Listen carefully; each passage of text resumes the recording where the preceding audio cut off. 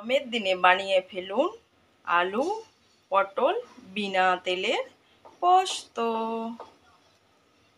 সেই জন্যে একটা কুকারে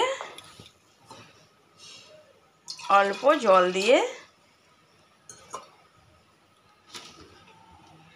দিতে হবে কেটে রাখা আলু,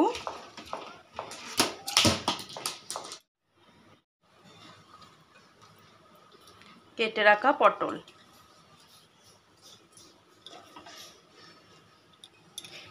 সব একসাথে কুকারে দুটো সিটি দিয়ে দিতে হবে।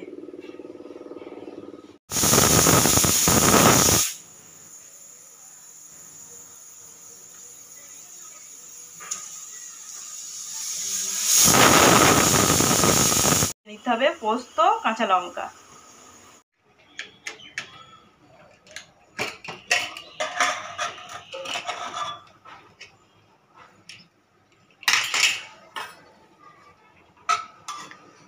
পটল আলুটা আমার সেদ্ধ হয়ে গিয়েছে।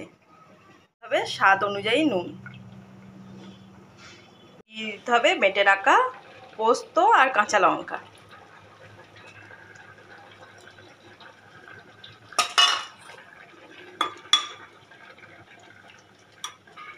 5 মিনিট মতন ফুটিয়ে নিতে হবে।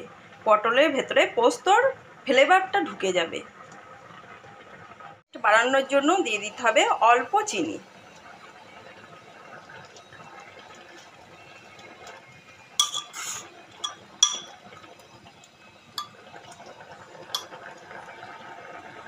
এইভাবে একবার বানান আর খান গরমের দিনে।